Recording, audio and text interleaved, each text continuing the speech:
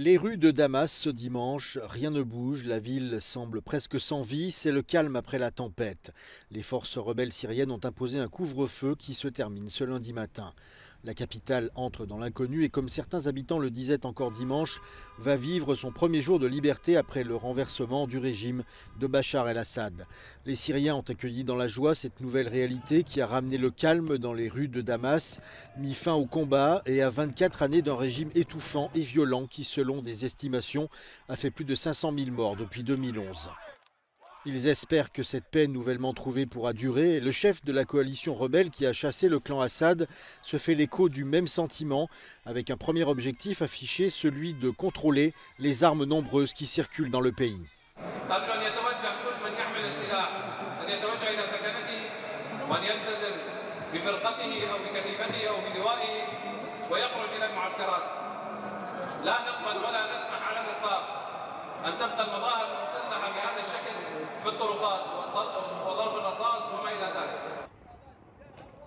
C'est donc un nouveau départ pour la Syrie et les émotions continuent à être vives parmi la population et les rebelles. حلم إلا شوي حلم إلا شوي بده حدا ينقذه من الحلم الحمد لله رب العالمين والله فرحة لا توصف فرحة لا توصف للشعب الحمد لله محبة بتقول ناطريننا من زمان يعني الحمد لله الشعب حتى نحررهم من رجس هالنظام هذا الحمد لله. En signe d'apaisement, Abou Mohamed Al-Joulani, le chef du groupe militant Hayat Tahrir al-Sham, a confié à Mohamed Ghazi al-Jalali le soin de superviser le gouvernement de transition. Ce dernier, qui était Premier ministre sous Bachar al-Assad depuis septembre dernier, sera chargé de veiller à ce que les institutions de l'État et les services sociaux fonctionnent de manière ininterrompue jusqu'à ce qu'une solution politique pérenne soit trouvée. Ce sont ses premiers mots depuis la prise de la capitale syrienne. Sur cette vidéo, filmée dans l'emblématique mosquée des Omeyyades à Damas, le leader à la tête de la coalition de rebelles islamistes s'adresse à une foule. Il se félicite de la chute de Bachar al-Assad. Âgé d'une quarantaine d'années, Abou Mohamed Al-Joulani, qui veut désormais être appelé par son vrai nom Ahmed Al-Shara, est fils d'un ingénieur pétrolier et a grandi dans un quartier aisé de Damas. Il souhaite également faire oublier son passé de djihadiste affilié à Al-Qaïda et donner une nouvelle image plus modérée à son organisation Hayat Tahrir al-Sham. Le mouvement islamiste ultra-conservateur est placé sur la liste des organisations terroristes de plusieurs pays comme la Turquie ou les États-Unis. Dans une interview donnée il y a quelques années, Abou Mohamed Al-Joulani affirme s'être radicalisé dans son adolescence. En 2017, l'ambassade américaine en Syrie annonce que sa tête est mise à prix pour 10 millions de dollars.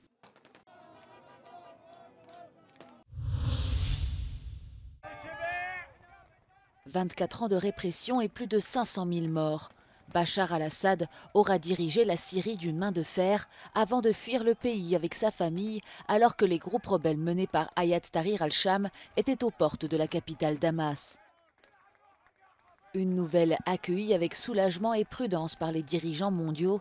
Dans son dernier discours, le chancelier allemand Olaf Scholz a déclaré que le dirigeant syrien avait des dizaines de milliers de vies sur la conscience et l'a accusé d'avoir provoqué l'exode massif de réfugiés de Syrie. Es kommt jetzt darauf an, dass Syrien schnell in Recht und Ordnung leben kann und dass Recht und Ordnung dort hergestellt werden. Dabei müssen alle Religionsgemeinschaften, alle Volksgruppen und Minderheiten Schutz genießen.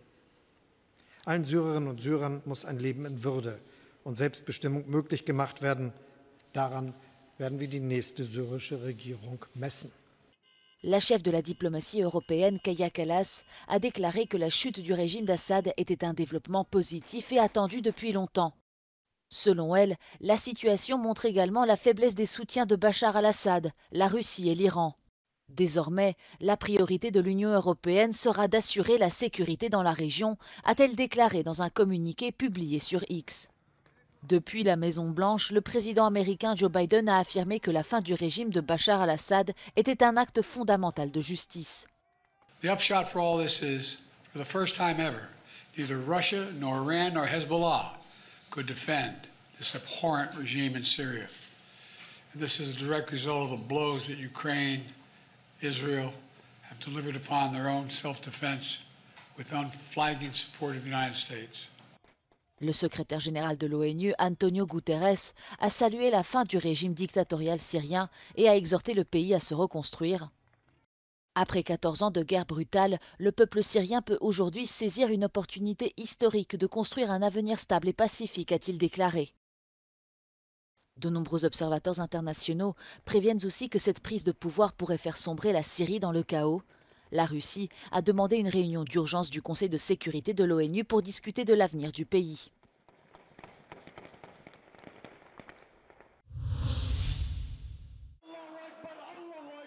Depuis 2011, la Syrie est ravagée par une guerre civile sanglante qui trouve son origine dans l'échec du soulèvement contre Bachar el-Assad lors du printemps arabe. Alors que de nombreux dirigeants de la région ont démissionné ou ont été chassés par la force, Assad s'est accroché, aidé par la Russie et l'Iran. Il a dans un premier temps ordonné à l'armée de lancer une répression brutale des troubles qui a fait environ 3500 morts parmi les manifestants. Après des mois de violence, des groupes rebelles armés ont commencé à se former dans tout le pays et ce qui avait commencé comme une insurrection s'est transformé en 2012 en une véritable guerre civile. Selon l'Agence des Nations Unies pour les réfugiés, plus de 14 millions de Syriens ont été contraints de fuir leur foyer. Plus de 7 millions d'entre eux sont toujours déplacés à l'intérieur du pays, les autres ayant fui à l'étranger. Si beaucoup se sont installés dans les pays les plus proches de la Syrie, d'autres ont cherché asile en Europe et la nouvelle de la chute d'Assad a été accueillie avec un mélange d'incrédulité et de joie. On n'arrive pas même à croire, parce que c'était un rêve, vraiment un rêve qu'on attendait depuis très longtemps. 60 ans de la humiliation, de dictature, là on est libre. On n'arrive pas à croire. Et même parfois, j'arrive pas, j'ai peur de dormir pour se lever, c'est un rêve. C'est notre pays, c'est notre territoire, c'est là où on a vécu, c'est là où on a grandi, c'est là où on veut vraiment vivre notre vie tranquillement sans avoir aucun problème. Et ça fait 14 ans qu'on attend la liberté, qu'on demande la liberté et maintenant c'est enfin on l'a obtenu et on est très content d'être ici. En fait, nous on veut que la paix. Es ist eine Revelation, es ist kein Bürgerkrieg in Syrien. Bitte, die Medien in Österreich sagen, das ist ein Bürgerkrieg in Syrien. Es ist kein Bürgerkrieg. Es ist Revelation und jetzt ist endlich fertig. Assad-regime ist fertig, ist vorbei. Super blij, echt. En super trots ook. Dus ja. Waar ben je zo trots op? Dat eindelijk Syrië is vrij. We zijn allemaal optimistisch. We zijn allemaal Syriër en we gaan samen Syrië opbouwen. Natürlich, wir werden nicht vergessen, dass Deutschland uns geholfen hat, viel gegeben. Ich selber, ich habe studiert Medizintechnik, mein Studium abgeschlossen. Ich habe die Staatsbürgerschaft und ich werde auch nach Syrien zurückkehren, um mein Land wieder aufzubauen.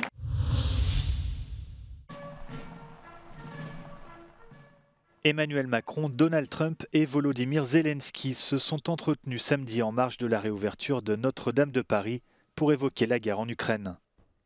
Le président élu américain, qui effectuait son premier déplacement à l'étranger depuis sa réélection, a déclaré dimanche vouloir conclure rapidement un accord pour mettre fin au conflit.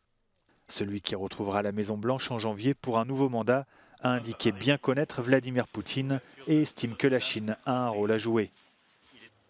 Le président ukrainien a de son côté confirmé qu'il continuerait à travailler avec Donald Trump et Emmanuel Macron pour que cette guerre se termine.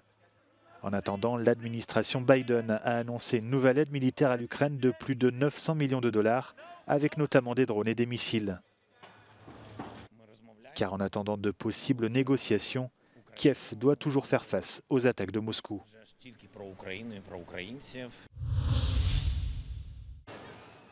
En Géorgie, les journalistes rejoignent la contestation pour dénoncer une augmentation de la violence contre les médias lors des couvertures des rassemblements anti-gouvernementaux qui ont lieu dans le pays depuis plusieurs semaines. Plusieurs centaines de professionnels des médias ont défilé ce dimanche sur l'avenue Rustaveli dans le centre de Tbilissi en brandissant des affiches et des photos de leurs collègues agressés dans l'exercice de leurs fonctions ce week-end. Des individus masqués ont attaqué des journalistes et un caméraman lors d'une retransmission en direct. It is the 11th day of protests in Georgia. Over the weekend, the unknown masked thugs attacked a journalist and a cameraman during a live broadcast. The following day, the journalists protested the attacks on more than 50 journalists who were severely injured while performing their journalistic duties. The media representatives marched to the Parliament building of Georgia, where the Christmas tree had been placed earlier that morning. The journalists attached the protest posters and the photos of the injured journalists to the Christmas tree, transforming it to the protest tree. Entouré par des journalistes et par une centaine de partisans, Călin Georgescu est déterminé à faire entendre sa voix après l'annulation du second tour de la présidentielle qui devait se tenir ce dimanche. Le candidat d'extrême droite, accusé d'être pro-russe, s'est présenté devant un bureau de vote de la capitale, Bucarest, et a appelé à la mobilisation après la décision de la Cour constitutionnelle. Selon lui, cette décision de la justice roumaine est une menace pour la démocratie. Acest vot a fost anulat și practic anulând democrația ni se anulează însăși libertatea noastră. La justice a annulé le scrutin à la dernière minute vendredi dans ce pays membre de l'OTAN et voisin de l'Ukraine. Une décision inédite après des soupçons d'ingérence russe qui auraient bénéficié aux candidats d'extrême droite. Les autorités accusent également le réseau social TikTok sur lequel Călin Georgescu a concentré sa campagne de l'avoir favorisé. Le mandat de l'actuel chef de l'État, qui devait se terminer le 21 décembre, sera prolongé jusqu'à ce que son successeur prenne ses fonctions. Après avoir déclenché pendant quelques heures la loi martiale, le président sud-coréen a créé une véritable crise politique dans le pays. Son ministre de l'Intérieur a démissionné et le ministre de la Défense a été arrêté par la police. Les trois hommes sont sous le coup d'une enquête pour rébellion après la proclamation de la loi martiale. Depuis ce coup de force manqué, le président a échappé samedi à une motion de destitution, mais il n'est pas au bout de ses peines. Il est désormais poussé vers la sortie par son propre parti et le principal parti d'opposition a annoncé ce dimanche qu'il retenterait une motion de destitution contre lui le 14 décembre.